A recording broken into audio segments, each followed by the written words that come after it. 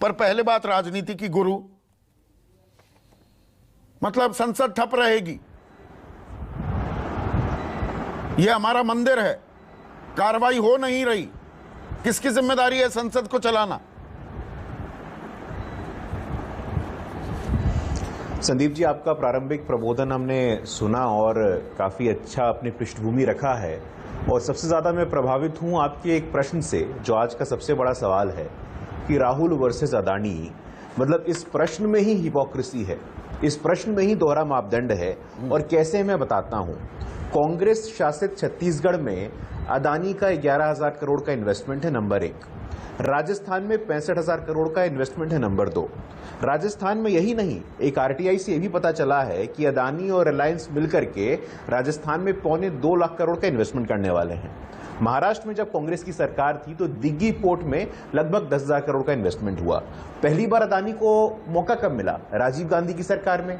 अभी आपने मुंद्रा पोर्ट की भी चर्चा की अपने प्रारंभिक उद्बोधन में। मुंद्रा पोर्ट का ठेका अदानी की कंपनी को कब मिलता है? नरसिम्हा राव की सरकार में। मनमोहन सिंह की सरकार में एफसीआई का ठेका मिलता है।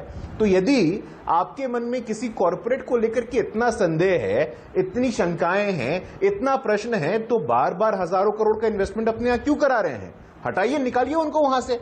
तो ये तो आपके दोहरे मापदंड की पराकाष्ठा है, ये हाइट्स ऑफ हिपोक्रेसी है कि एक तरफ तो आप इन्वेस्टमेंट लेंगे और दूसरी तरफ अटैक भी करेंगे। संदीप जी, पहले भी हम लोगों ने कहा है कि टेम्पलेट है, ये निर्धारित है। जिस प्रकार 2018 में कॉर्पोरेट घराने को पकड़ा गया, राफेल, चौकीदार चोर है, तमाम तरह के शब्दावलियों का उपयोग किया गया, सुप्रीम कोर्ट जाकर के राहुल गांधी जी को माफी मांगनी पड़ी। दूध का दूध, पानी का पानी वही हो गया। तो इनकी स्ट्रेटजी रहती है कि आप ब्रिटेन में जाकर के, देश के लोकतंत्र की आपकी अवधारणा क्या है? मैं रहूंगा, मेरा परिवार रहेगा, जो मैं कहूंगा लोकतंत्र में वही होगा। अब ऐसा नहीं होने वाला है। लोकतंत्र में वो होगा जो देश के 135 करोड़ लोग चाहेंगे। आपको पचता नहीं है। कुछ बातें संदीप जी हमें समझ लेनी जैसी है। कुछ बातें इस देश में जो सामंती वर्ग है राजनीति में, उनको पचती नहीं है कि भाई आदिवासी की बेटी संविधान के सर्वोच्च पद पे कैसे पहुंच गई? हमने विरोध किया था, उसके बावजूद कैसे पहुंच गई? नहीं, मुद्दे पर ही रहते हैं। एक चाय वाला जो बातें कही, बिल्कुल वाजिब सवाल उठाए। गुरु, एक मिनट सुनिए। नहीं, मुद्दे पर रहते हैं, फिर वो बात तो पूरा विषयांतर हो जाती है बात।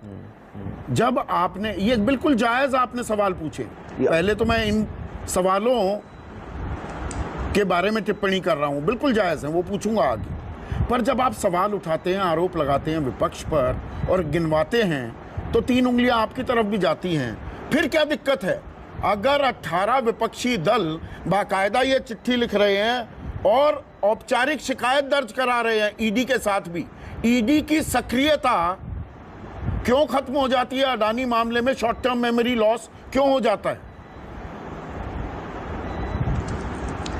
संदीप जी, आपने मेरे को बीच में रोका, 10 सेकंड में उसको पूरा कर दूं, क्योंकि उससे भी कहीं ना कहीं ये मामला जुड़ा है कि ये अहंकार कहां से आता है, ये घमंड कहां से आता है, ये जो एंटाइटलमेंट है ना, ये हम ही हैं सब कुछ, ये वहां से आता है। अब आइए आप हिंडनबर्ग रिपोर्ट, जो कि इस पूरे समस्या का जड़ है।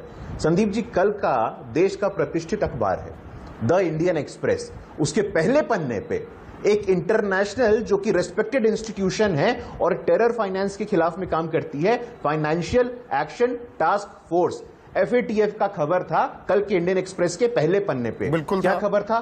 बहुत सम्मान पहुंचाया है कांग्रेस पार्टी ने। हाँ जरा अब संदीप जी, हाँ, FATF में बहुत सम्मान पहुंचाया है। आपको बाकी इंटरनेशनल रिपोर्ट पे बहुत आस्था है और हिंडनबर्ग, जिस पे प्रश्न चिन्ह यूएस में ही खड़ा है, आपको उस पे आस्था है।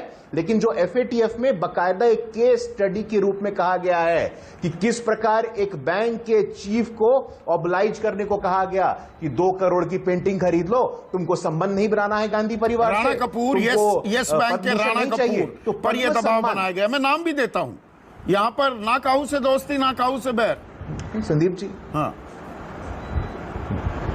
तो संदीप जी, निश्चित रूप से अब ये तो आप, ये सिलेक्टिव आप हो रहे हैं, सिलेक्टिव यहाँ पे कांग्रेस पार्टी के लोग हो रहे हैं। अगर हम यहाँ निकालना शुरू करें कि कब कौन सी इंटरनेशनल रिपोर्ट ने क्या कहा है, अब आप, मैं सिलेक्टिव हो रहा हूं, मैं तो नाम बता रहा हूं, आप नाम शायद या तो भूल गए या बताना नहीं चाह रहे, तो मैंने तो ऑन रिकॉर्ड नाम भी बताया।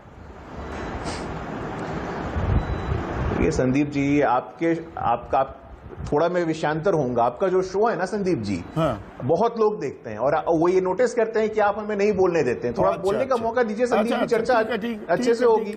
नहीं, मैं आपसे बस ये बोल रहा हूं sir. Sandeep ji, as an economist, as a senior journalist, मैं आपसे पूछना चाहता हूं कि आपकी आस्था फाइनेंशियल एक्शन टास्क फोर्स तरीके ऑर्गेनाइजेशन में होगी या एक संदेहास्पद हिंडनबर्ग में होगी? आप बताइए ना, दूध का दूध पानी का पानी यही हो जाएगा। मैं जवाब जानता हूं कि आप हिंडनबर्ग के आरोप यानी कि तफ्तीश लायक नहीं है, जांच लायक नहीं है, आप ये कह रहे हैं, और हिंडनबर्ग की बात नहीं है। आपने अच्छा किया कल के इंडियन एक्सप्रेस का जिक्र कर दिया, आज का इंडियन एक्सप्रेस की भी बात कर लेते हैं।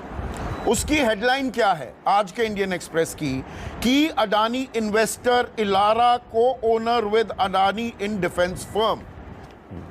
ये एक फंड है, इलारा इंडिया अपॉर्चुनिटीज फंड, जिसे अडानी के, गौतम अडानी के नज़दीकी ही ऑपरेट करते हैं। मॉरिशस से होता है। 9,000 करोड़ रुपए लगाए गए अडानी समूह में, और इसमें सबसे अहम alpha design technologies private limited, ये रक्षा क्षेत्र की एक कंपनी है, उसमें 51% हिस्सेदारी भी ले ली। ये इंडियन एक्सप्रेस ही बता रहा है। इसकी जांच नहीं होनी चाहिए? नहीं, बिल्कुल संदीप जी, अब थोड़ा हाँ, नहीं, बिल्कुल संदीप जी, जांच क्यों नहीं होनी चाहिए? और मैं तो बिहार से लाइव हुआ हूं। एक राजनेता का काम क्या होता है? एक राजनेता का काम क्या होता है कि अगर हमको लगता है कि कहीं भ्रष्टाचार हो रहा है तो हम साक्ष्य इकट्ठा करें और कोर्ट में याचिका दायर करें। चारा घोटाला ऐसी हो गया था क्या?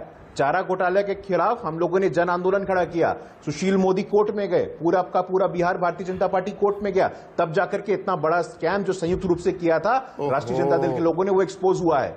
आपके पास लगता है आपको, अगर आपके पास ठोस कार्रवाई करने के सबूत हैं, आधार, तो जाइए ना कोर्ट में। कमाल का आप मुझे लॉजिक दे रहे हैं। मेरी कोर्ट खुला है, कोर्ट के दरवाजे खुले हैं। 50 साल का मैं होने को आया, पहली बार मुझे पता लगा कि इस देश में न्यायिक प्रक्रिया ये कहती है कि भ्रष्टाचार आपको कहीं लगे तो आप सबूत इकट्ठा कीजिए और अदालत जाइए, फिर अदालत आदेश देगी तो जांच होगी। ये सीबीआई, ईडी वगैरह वैसे जांच नहीं करती हैं। शुक्रिया इस जानकारी के लिए। ऐसा है कि यदि आप नहीं, अगर आप राजनीति में सक्रिय हैं तो राजनीति में क्या काम है आपका? सिर्फ गाड़ी में घूमना क्या? हाथ हिलाना? राजनीति में ऐसे नहीं होता संदीप। और ईडी सीबीआई का क्या काम है? तपना पड़ता है, जलना पड़ता है, निराधार। ईडी सीबीआई का क्या काम है? ईडी सीबीआई पहले क्या थी? 2013 में जस्टिस आर एम लोधा ने क्या कहा था सुप्रीम कोर्ट के? अच्छा। पिंजड़े में बंद तोते की तरह है। पहली बार संदीप जी, और थोड़ा समय दीजिए, आप लगातार बोल रहे हैं मेरे बीच में।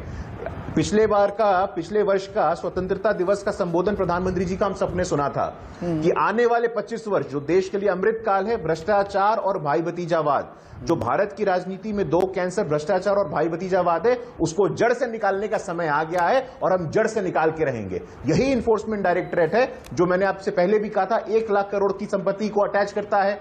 और यहीं पे ऐसे लोग हैं जो इकबाल मिर्ची हैं, सैयद सलाउद्दीन है, और बार बार हमारे ऊपर यह भी आरोप लगता है कि भाई ईडी सिर्फ विपक्ष के नेताओं के पास जाती है। मैं देख रहा था ईडी ने पूछताछ की लक्ष्मीकांत शर्मा जो कि भारतीय जनता पार्टी के नेता है। अच्छा काम किया ईडी ने, अटैच की 1 लाख की प्रॉपर्टी, 1 लाख करोड़ की। बार ये नैरेटिव, उसमें सील कितनी हुई है? अटैच और सील में, जब्त करने में थोड़ा फर्क होता है। ये हम पहले भी कर चुके हैं चर्चा। 893 करोड़ कि नहीं संदीप जी? नहीं संदीप जी, हाँ, तो इसका मतलब है कि ईडी एज अ संस्थान ही प्रश्न चिन्ह करने लायक है क्या? 124 की संपत्ति अटैच, सीबीआई 124 केस दर्ज करती है राजनेताओं के खिलाफ पिछले 8 सालों में, उसमें 118 विपक्ष के नेताओं के खिलाफ। आप कहते हैं नॉर्मल है ये? तो हमारे नेता नहीं है, भारतीय जनता पार्टी का एक भी नेता नहीं है, आप ऐसा कह रहे हैं क्या? वही जानना चाह रहा था। 124 में से 118 विपक्ष, भारतीय जनता पार्टी 95%। नहीं संदीप जी ये नैरेटिव है। अच्छा, ये नैरेटिव है कि ईडी खराब है, चुनाव हार जाओ, चुनाव आयोग खराब है, सुप्रीम कोर्ट में कोई निर्णय आपके पक्ष में नहीं आए, सुप्रीम कोर्ट खराब है, देश में आप चुनाव हार जाओ तो बाहर जाके बोलते हैं देश का लोकतंत्र खराब है, और ये कहकर के आप देश के 135 करोड़ लोगों के विवेक पर प्रश्न खड़ा करते हैं और उनको अपमानित करने का काम करते हैं। आपकी जो लोकतंत्र की अवधारणा है, देश उससे कहीं आगे निकल गया है।